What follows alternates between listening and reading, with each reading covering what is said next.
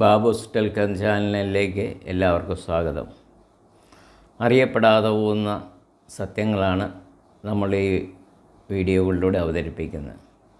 സാധാരണ ആരും ശ്രദ്ധിക്കപ്പെടാതെ പോകുന്ന ചില വിഷയങ്ങൾ.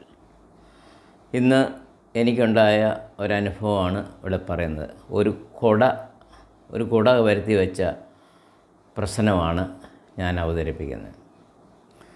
ഒരു ദിവസം രാവിലെ ഒരു 9 മണിയായില്ല, അതിനു മുമ്പ് ഒരു പ്രായമുള്ള ആളെൻ്റെ വണ്ടിയിൽ കയറി. മിനിമം ചാർജിൻ്റെ ഓട്ടമായിരുന്നു. ബസ് സ്റ്റാൻഡിൽ വന്ന് ഇറങ്ങി. അയാൾ അധികം പൈസയും തന്നു, അദ്ദേഹം പോവുകയും ചെയ്തു. അപ്പോൾ ടേണിൽ ഒരു 5-8 വണ്ടി കിടപ്പുണ്ടായിരുന്നുകൊണ്ട് ഞാൻ അതിൻ്റെ ഏറ്റവും പുറകിലാണ്. ഞാൻ വണ്ടി ടേണിൽ പിടിച്ചു. ഈ പത്രം അന്ന് ഞാൻ കടയിൽ നിന്ന് സ്ഥിരം വാങ്ങിക്കുകയാണ്, ഡെയിലി വാങ്ങിക്കുകയായിരുന്നു. രാവിലെ വീട്ടിൽ നിന്ന് പോകുന്നതുകൊണ്ട് വായിക്കാൻ സമയം കിട്ടില്ല. പക്ഷെ പത്രം വാങ്ങിച്ച് ഞാൻ വണ്ടിയുടെ പുറവശത്ത്, അതായത് ഈ പാസഞ്ചേഴ്സ് ഇരിക്കുന്ന സ്ഥലത്തിരുന്ന് വായിച്ചുകൊണ്ടിരിക്കുമ്പോൾ ഈ പ്രായമുള്ള ഈ ആൾ, എൻ്റെ വണ്ടിയിൽ നിന്ന് ഇറങ്ങിപ്പോയ ആൾ പെട്ടെന്ന് വന്നിട്ട് എന്ന് പറഞ്ഞു, എൻ്റെ കുട എന്ത് ചെയ്യുന്നുണ്ട് ചോദിച്ചു. ഞാൻ പറഞ്ഞു, കുടയോ? ഈ ഇവിടെ ഡ്രൈവർ സീറ്റിന് പുറകിൽ പാസഞ്ചേഴ്സ് ഇരിക്കുന്നതിൻ്റെ ഫ്രണ്ടിൽ 2 കമ്പിയുണ്ടാവും. ഈ കമ്പിയിലാണ് ഞാൻ കുട തൂക്കിയിട്ടിരുന്നത്, കുട കണ്ടില്ലല്ലോ എന്ന് പറഞ്ഞു. ഞാൻ പറഞ്ഞു, ചേട്ടാ അങ്ങനെ ഒരു കുട ഈ വണ്ടിയിലില്ലായിരുന്നു. കാരണം ചേട്ടനിവിടെ വന്നിറങ്ങി കഴിഞ്ഞ് വേറെ ഒരു യാത്രക്കാർ പോലും കയറിയിട്ടില്ല. ഞാൻ ഈ ടേണി പിടിച്ചതാണ്, കുട വണ്ടിയിലില്ലല്ലോ, ഇല്ലായിരുന്നല്ലോ എന്ന് പറഞ്ഞു. അങ്ങനെ വരാൻ വഴിയില്ലല്ലോ, ഞാൻ ഈ കമ്പിയെ തൂക്കിയിട്ടിരിക്കുന്നത് ഞാൻ നന്നായിട്ട് ഓർക്കുന്നുണ്ടല്ലോ, താനെടുത്ത് മാറ്റിയതായിരിക്കും എന്ന് പറഞ്ഞു. അപ്പോൾ ഇപ്പുറത്ത് വന്ന വണ്ടിക്കാരും ഒക്കെ എന്താ ഞാൻ ഇങ്ങനെ കുട കണ്ടില്ല. പുള്ളി പറഞ്ഞു, എൻ്റെ കുടകളെടുത്തെന്ന് പറഞ്ഞു. ഞാൻ പറഞ്ഞു, ചേട്ടാ എൻ്റെ കയ്യിൽ ഞാൻ ഈ വണ്ടിയെ കുട കണ്ടില്ല. മറ്റേ സംഗതി ഈ വണ്ടി വേറെ ആരും കയറിയിട്ടുമില്ല. എൻ്റെ വണ്ടിയുടെ പുറവശത്ത് ആപ്പ വണ്ടിയാണ്.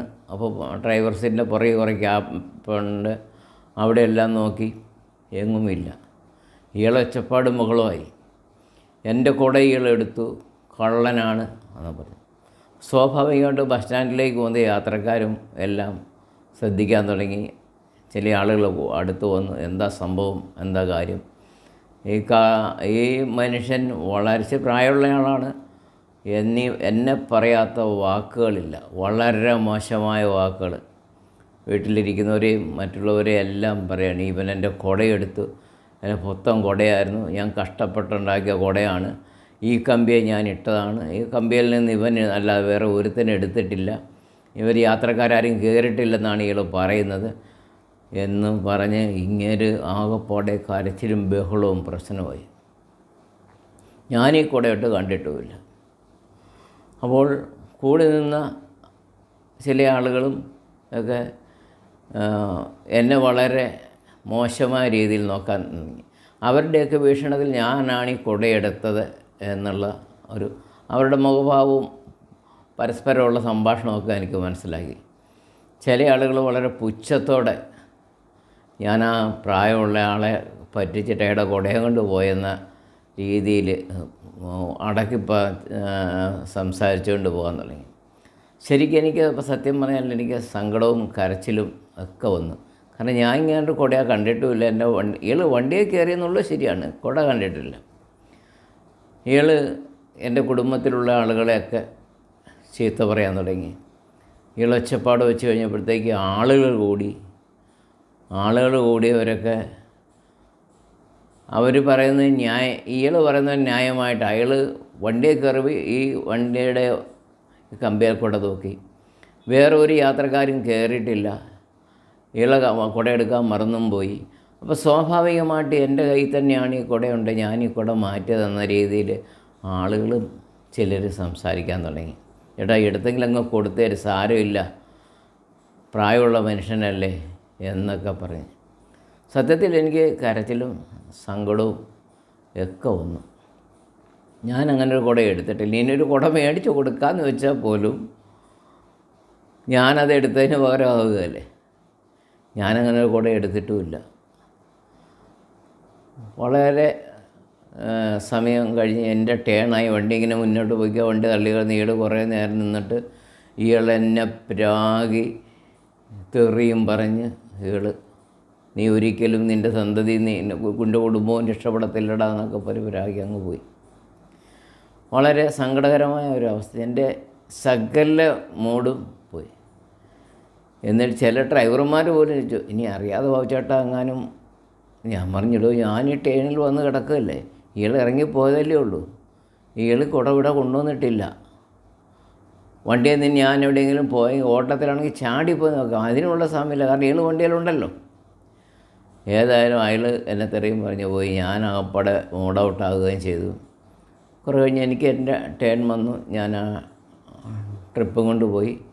അത് കഴിഞ്ഞൊരു ട്രിപ്പ് കൂടെ എടുത്തു കഴിഞ്ഞിട്ട് ഞാൻ റോഡിൽ പോകുമ്പോൾ, ശാന്തല്ല വേറെ വഴിക്ക് പോകുമ്പോൾ ഞാൻ ഈ മനുഷ്യനെ കണ്ടു. കാരണം രാവിലെ എന്നെ അത്രയും തെറി പറഞ്ഞല്ലേ. പക്ഷേ അയാളുടെ കയ്യിൽ അപ്പോൾ കുടയുണ്ട്. ഞാൻ അടുത്ത് ചെന്ന്, ചേട്ടൻ്റെ കുട കിട്ടിയോ? ആ കുട കിട്ടി. ഞാൻ ഒരു ചായക്കടയിൽ ചായ കുടിക്കാൻ കയറിയപ്പം അവിടെ മറന്നുപോയി. ആ ചായക്കടയിൽ നിന്ന് ഇറങ്ങിയിട്ടാണ് നിങ്ങളുടെ വണ്ടിയെ കയറിയത്. ഞാൻ ചായക്കടയിൽ വെച്ചിട്ടുണ്ടായിരുന്നു എന്ന്. അപ്പോൾ ചേട്ടൻ എന്നിട്ട് എന്തൊക്കെയാണ് എന്നെ പറഞ്ഞത്? അയാളൊന്നും വേണ്ടിയില്ല, അയാൾ പോയി.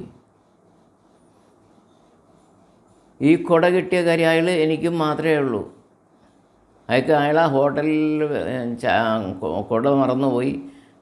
വണ്ടിയിൽ നിന്ന് എന്നോട് ബഹളമൊക്കെ വെച്ചിട്ട് അയാൾ സംശയം തോന്നി. അയാൾ തിരിച്ച് ആ ഹോട്ടലിൽ ചെന്നപ്പോൾ ആ ഹോട്ടലിൽ ആ കുട ഇരിപ്പുണ്ട്. അയാളെ കുട എടുത്തുകൊണ്ട് വരുന്ന വഴിക്കാണ് വീണ്ടും എന്നെ കണ്ടിട്ടൊരു സോറി പോലും ആ മനുഷ്യൻ പറഞ്ഞില്ല. അതേസമയം 100 ആളുകളുടെ മുമ്പിൽ ബസ് സ്റ്റാൻഡിലേക്ക് പോയ ആളുകളുടെ മറ്റ് യാത്രക്കാരുടെയും നാട്ടുകാരുടെയും മുമ്പിൽ ഞാനൊരു കുടകള്ളനുമായി. ഈ കുട കിട്ടിയ കാര്യം ഇവിടെ ആർക്കെങ്കിലും അറിയാം? ഇല്ല.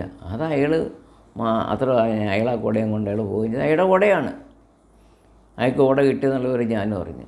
പക്ഷേ ഭൂരിപക്ഷം ആളുകളും ഞാൻ ആ കുടയെടുത്തെന്ന് വിശ്വസിക്കുന്ന ആളുകളായിരുന്നു. അതെനിക്ക് ജീവിതത്തിൽ ഒരിക്കലും മറക്കാൻ കഴിയാത്ത ഒരു കുട വരുത്തിയ വിനയെ, അത് ഇന്നും എനിക്ക് സങ്കടകരമായിട്ട് എൻ്റെ മനസ്സിൽ നിൽക്കുന്നതാണ്. ഞാൻ കുടയെടുത്തിട്ടില്ല, അയാളുടെ കുട കിട്ടുകയും ചെയ്തു. പക്ഷേ സമൂഹത്തിൻ്റെയും പരിചയക്കാരുടെയും അതുപോലെ തന്നെ വഴിയെ പോയ യാത്രക്കാരുടെ എല്ലാം മുമ്പിൽ ആ പാവപ്പെട്ട വൃദ്ധൻ, ആ വയസ്സൻ്റെ കുട ഞാൻ മോഷ്ടിച്ച ഒരു വ്യക്തിയായിരുന്നു. ഇതുപോലെ നിങ്ങൾക്ക് പലർക്കും ഇതുപോലുള്ള ചില അനുഭവങ്ങളൊക്കെ ഉണ്ടായിട്ടുണ്ടാകും. അതുകൊണ്ട് ഇങ്ങനെ മറ്റാരും അറിയാതെ പോകുന്ന ചില അനുഭവങ്ങൾ വിവരിക്കാനാണ് ഞാൻ ഈ ചാനൽ തുടങ്ങിയിരിക്കുന്നത്. അതുകൊണ്ട് നിങ്ങളുടെയൊക്കെ വിലയേറിയ അഭിപ്രായങ്ങൾ ഞാൻ പ്രതീക്ഷിക്കുന്നു. നിങ്ങൾക്ക് എൻ്റെ ഫോൺ നമ്പറിൽ വിളിച്ചു കഴിഞ്ഞാൽ നിങ്ങൾക്ക് നിങ്ങളുടെ അനുഭവങ്ങളും ഇതിലൂടെ പറയാൻ പറ്റും.